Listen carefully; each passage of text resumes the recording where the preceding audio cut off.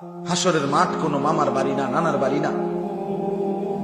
হাসরের মাঠ কোনো শ্বশুর বাড়ি না।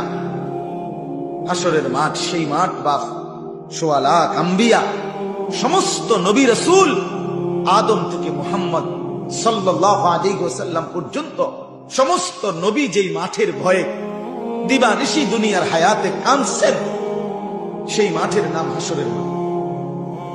সমস্ত সাহাবী, তাবিঈ, আউলিয়া, সমস্ত নেককার বুজুর্গ যে মাঠের ভয়ে অন্তরে সর্বদা কাঁপছেন, ভয় পাইছেন, কাঁদছেন, সেই মাঠকে বলে হাসরের মাঠ।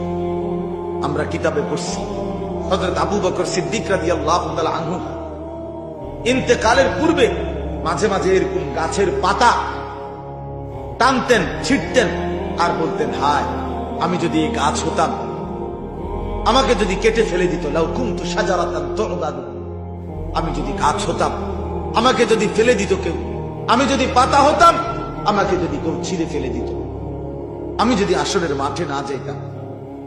হযরত ওমর রাদিয়াল্লাহু তাআলা আনহু শাহাদাতের পূর্ব মুহূর্তে, ইন্তেকালের পূর্ব মুহূর্তে হযরত আব্দুল্লাহ ইবনে আব্বাস রাদিয়াল্লাহু তাআলা আনহুমার মতো সাহাবী, উনি হযরত ওমরের প্রশংসা করতেছিলেন মৃত্যুর মুহূর্তে, বলতেছেন, আমিরুল মুমিনিন, আপনি 10.5 বছর মুসলমানদের খলিফা ছিলেন, আপনি অর্ধ পৃথিবী শাসন করেছেন, আপনার আমলে কত দেশ, কত শহর বিজয় হয়েছে, আপনার অনেক মর্যাদা, আপনি কেন ঘাবড়াচ্ছেন, কাঁদতেছেন?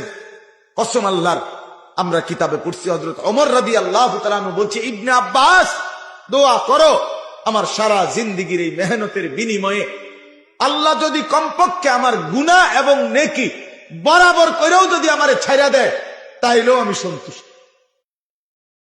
লা আজরা ওয়ালা উযরা, হিসাবের মধ্যে যেন একদূর হয় যে আর নেকিও নাই, তবে আর গুনাহও নাই, কমপক্ষে যদি একদূর হয় আমার সারবে। ওমরের মতো সাহাবী বলছেন, বাপ আখিরাতটাকে খামখেয়ালি মনে করছেন আপনারা